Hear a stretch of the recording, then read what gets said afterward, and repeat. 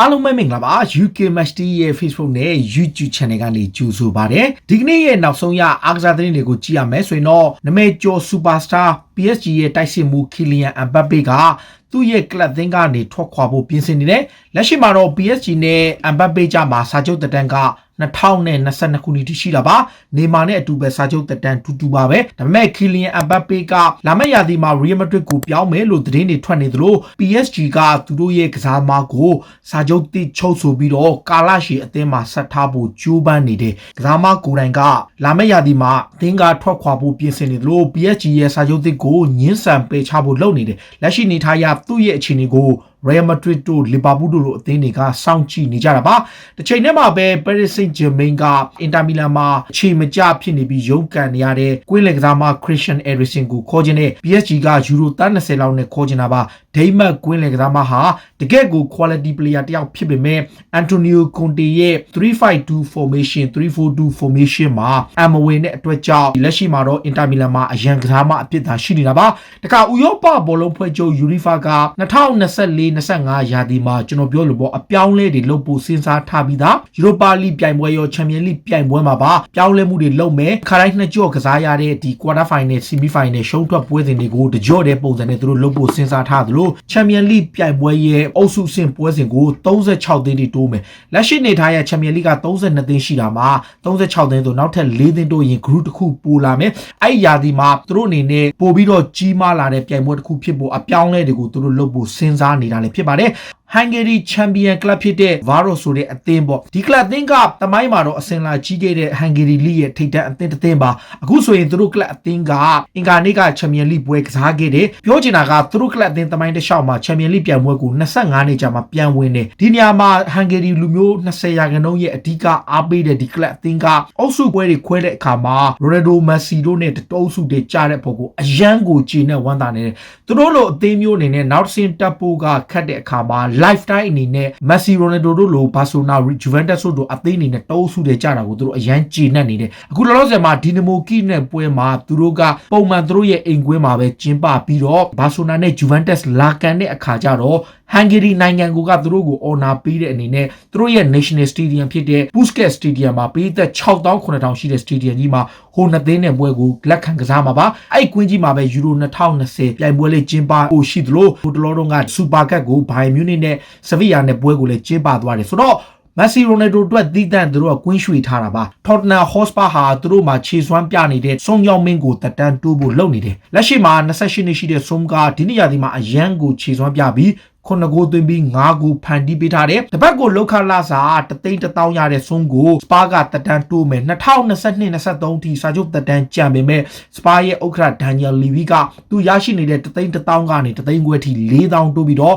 ကာလာရှီဂျာတက်တန်းတိုးဖို့လုပ်နေတယ်ဘာကြောင့်လဲဆိုတော့ဆုံးကြောင့် Tottenham Hotspur အသင်းဟာကိုရီးယားမှာပိတ်သက်အများဆုံးဖြစ်လာတဲ့အရင်တုန်းက Manchester United ဒူမနီလုပ်နေတဲ့ကိုရီးယားမှာဒီဆုံးကြောင့်ကိုရီးယားပိတ်သက်တွေအများကြီးတိုးသွားပြီးတော့ကိုရီးယားရဲ့နံပါတ်1အားပေးတဲ့အသင်းဖြစ်လာတယ်ဒါကြောင့် Tottenham Hotspur ကဆွန်ယောင်မင်းကိုစာချုပ်တစ်ကိုမကြပင်အကြေညာတော့မှာပါဒီချိန်ထဲမှာပဲ Napoli အသင်းကငွေရသည်တုန်းက Manchester City ကသူတို့ရဲ့နောက်ခံလူကူလီဘာလီအတွက်ယူရို60နဲ့ကန်လန်ခဲ့တာမှန်ကန်တယ်လို့ပြောထားတယ် Man City ရဲ့ကန်လန်မှုကို Napoli ကပယ်ချတဲ့အဓိကအချက်ကသူတို့သတ်မှတ်ထားတဲ့ပြောင်းရွှေ့ကြီးယူရို100ပေါင်တန်း80ကျော်90လောက်နဲ့အဝေးကြီးဖြစ်တဲ့အတွက်ကြောင့်ပယ်ချတယ်လို့ပြောထားတာပါဒီချိန်ထဲမှာပဲ Manchester City ဟာသူတို့ရဲ့ဂန်ဝေးနောက်ခံလူဟောင်းဖြစ်တဲ့ Pablo Zabaleta ကိုကလပ်အသင်းမှာပြန်ပြီးအလုပ်လုပ်ဖို့ပြန်ပြီးကန်လန်ထားပါတယ်ဇာဘလာတာဟာ35နှစ်ဝက်ဆန်အသင်းမှာအလုပ်ပြောင်းရွှေ့ခြင်းနဲ့ထွက်သွားပြီးကြတဲ့ကအသင်းလက်မှတ်ဖြစ်နေလို့ကစားမဘွားအပီးတိုင်နားလိုက်တယ်ဆိုတော့ Man City ကအရင်တုန်းကလည်း Julian Lesco တို့ Patrick Vieira တို့ကိုလည်း City Football Group မှာသက်ဆိုင်ရာနီးပြတွေသက်ဆိုင်ရာယာတုတွေပေးခဲ့တယ်အခုဆိုရင် Vieira က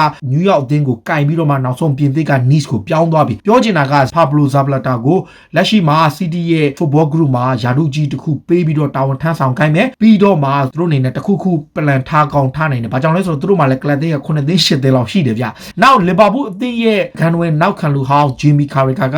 ကလပ်သင်းတွေနဲ့ Van Dijk ရဲ့နေရာမှာမဖြစ်မနေအစားထိုးရမယ် January ကာလမှာပဲအစားထိုးဖို့လုပ်တင်တယ်ဒါပေမဲ့သူတို့လုပ်ရမယ်သူက Leipzig ရဲ့နောက်ခံလူ Diego Upamecano လို့ပြောထားတယ်ကလပ်တင်းကိုသူတိုက်တွန်းထားတယ် Upamecano ရဲ့အတွေ့အကြုံ Upamecano ရဲ့ performance နဲ့ strong physicality ရှိတာတွေက Premier League နဲ့အရန်ဆုဖြစ်တယ် Liverpool ခံစစ်ကိုဒီထက်ပိုကောင်းနိုင်အောင်စွမ်းဆောင်ပေးနိုင်မဲ့သူဆိုပြီးချီးကျူးပြီးတော့သူ့ကိုအရာခေါ်ယူဖို့တိုက်တွန်းထားတာပါ Chelsea အသင်းရဲ့နီးပြဟောင်းဖြစ်တဲ့ Mauricio Sarri က Fiorentina အသင်းကိုမကြခင်ကင်တော့မှာပါရလတ်တွေအရန်ဆိုးနေလို့ Fiorentina အသင်းကဥက္ကဋ္ဌဖြစ်သူကလက်ရှိနီးပြကိုထုတ်တော်မယ်ဆိုတော့သူ့ရဲ့နေရာမှာအစားထိုးဖို့အတွက် Mauricio Sarri ကိုဆွေးနေတာနှစ်ခုနှစ်ဖက်အဆင်ပြေသွားပြီးတဲ့အတွက်ကြောင့်မကြာမီချိန်တွင်မှာ Fiorentina အသင်းကသူတို့ရဲ့နီးပြအသစ်ဖြစ်ကြီးညာတော့မှာပါတခါ Chelsea အသင်းကတိုက်စစ်မှုဟောင်းတယောက်ဖြစ်ခဲ့တဲ့ Netherlands လူရေးစဉ်တိုက်စစ်မှုဟောင်းကြီး Hasenbeek ပေါ့ဟိုတနေ့က Wolf နဲ့ဒီ Leeds United ရဲ့ပွဲမှာ Sky Sport ရဲ့ဝေဖန်သုံးသပ်သူဖြစ်ဝင်ရောက်လောက်ကန်ခဲ့တယ်အဲ့မှာသူဘာပြောလဲဆိုတော့ Chelsea သင်းရဲ့လက်ရှိ defense ပုံစံနဲ့လက်ရှိသွားနေတဲ့ပုံစံဟာ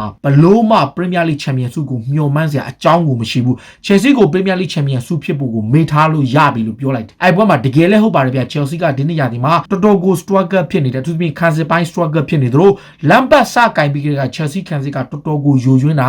63ကိုတပွဲပြတ်မြတကူခွဲထိပေးထားရတယ်ဒါကြောင့် Hasenbeek က Chelsea အနေနဲ့ Champions ဆုရဖို့ကတော့မေ့ထားလို့ရပြီလို့သူအသင်းဟောင်းကိုသူပြောခဲ့တာပါတစ်ချိန်တည်းမှာပဲ Chelsea ကနွေရာသီဈေးကွက်တုန်းကသူတို့ထုတ်ဖို့လုပ်ခဲ့တဲ့နောက်ခံလူ Rudiger ကစပါးအပါဝင် Paris Saint-Germain နဲ့ထိပ်တန်းကလပ်တွေတော်တော်များများကန့်လန့်ခဲ့ပေမဲ့အဓိကပြက်ပြသွားတဲ့အချက်ကဘာလဲဆိုတော့ Chelsea အသင်းရဲ့ writer ဖြစ်တဲ့ Mariano က Rudiger ရဲ့အငှားကြေးကို12.5 သန်းထိတောင်းတယ် PSG ရဲ့ Tottenham Hotspur တို့ Everton တို့ကခေါ်ယူဖို့ကန့်လန့်ခဲ့ပေမဲ့အငှားကြေးကြီးပဲ12.5 သန်းအဖြစ်တောင်းလိုက်တဲ့အတွက်ကြောင့်ကျန်တဲ့ကလပ်တွေအားလုံးလက်လျှော်သွားခဲ့သလို Rudiger ကိုယ်တိုင်အသင်းမှာဆက်နေခဲ့ရတာပါနောက်ဘာဆိုနာအသင်းကလည်းလက်ရှိမှာ Ousmane Dembele နဲ့ Martin Brockway တို့နှစ်ယောက်ကိုထုတ်ပြီးတော့စောင်းရသည်မှာသူတို့အပြောင်းလဲလုပ်မယ်သူတို့အဓိကလုပ်ချင်တာက Netherlands Euro ဖြစ်တဲ့ Memphis Depay နဲ့ Wijnaldum ကိုခေါ်မယ်ဒါအပြင် AZ Alkmaar ရဲ့လူငယ်ကစားမ Mylon ဆိုတဲ့ Charlie လေးအသက်19နှစ်ပဲရှိသေးတယ်အဲ့ကစားမ3ယောက်ကိုအားလုံးက Dash ကစားမတွေပဲစီးရီးထိပ်သီးကလပ် Juventus အသင်းက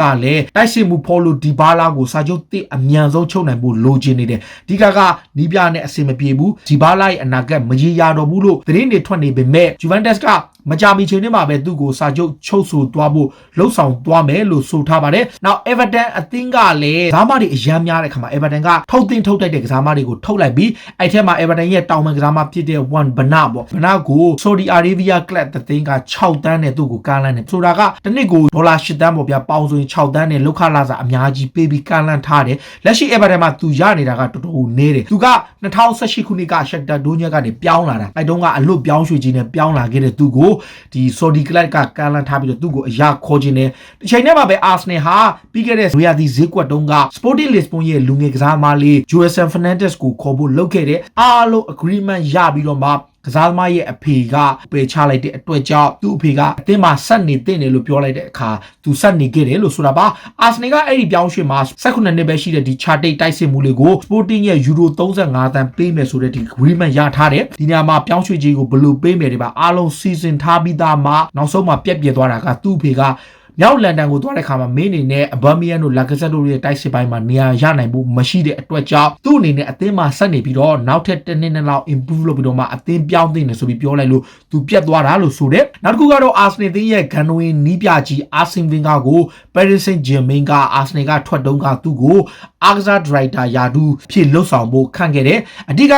ဒီဘယ်လိုပြောပဲ PSG မှာကအားကစားဒရိုက်တာဖြစ်လီယိုနာဒိုကဆောင်ရွက်နေတယ်ဒါပေမဲ့တကယ်လို့သာအာဆင်ဗင်ကာသာလာခဲ့ရင်လီယိုနာဒိုနဲ့ different position နဲ့သူတို့ပြန်ပေးပြီးတော့အာဆင်ဗင်ကာကို PSG ကပိုင်ရှင်ကိုယ်တိုင်ကအရန်သဘောကျတယ်အရန်လေးစားရတဲ့တယောက်လို့သူသတ်မှတ်ထားတဲ့အတွက်ကြောင့်PSG ကသူ့ကိုကမ်းလှမ်းပေမဲ့အာဆင်ဗင်ကာကပယ်ချခဲ့တယ်အခုလက်ရှိမှာတော့အာဆင်ဗင်ကာက FIFA ရဲ့ Business Committee နဲ့ Global မှာရှိတဲ့ဘောလုံးလောကတိုးတက်ဖွံ့ဖြိုးရေးအတွက် Director ယာဒူးတစ်ခုနဲ့အလုပ်လုပ်ဆောင်နေပြီဖြစ်ပါတယ်တစ်ချိန်တည်းမှာပဲ Manchester United ကလည်းသူတို့ရဲ့နောက်ခံလူ Virgil Sergio Fijon ကိုအခုလောလောဆယ်မှာဒီရောင်းချဖို့စီစဉ်နေပေမဲ့တန်း20လောက်တောင်းထားတယ်ဆိုတော့ Van Dijk လည်းပါတယ် Ramos လည်းပါတယ်နော် Virgil Sergio Fijon ကိုတန်း20ရမှရောင်းမယ်လို့ပြောထားတယ်ဆိုတော့ ဂျုံကချန်ပီယံလိလူစင်းကလည်းထုတ်ပယ်ခံရတယ်ကလပ်တင်းကသူ့ကိုလုံးဝမသုံးတဲ့ခါမှာသူစိတ်ပြက်နေပြီးတော့ဇန်နဝါရီပြောင်းရွှေ့ကာလမှာပဲသူထွက်သွားမယ်လို့ပြောထားတယ်လက်ရှိနေထားရ United ကဖီဂျုံကိုတန်း20တောင်းထားတော့ဘယ်သူကမှဝယ်မှာမဟုတ်အခုတော့ဒီမှာ9တန်းပေးတောင်မဝယ်တဲ့အချိန်မှာတန်း20ကိုသူတို့ဘလို့တောင်းလဲတော့မသိဘူးလက်ရှိနေထားရ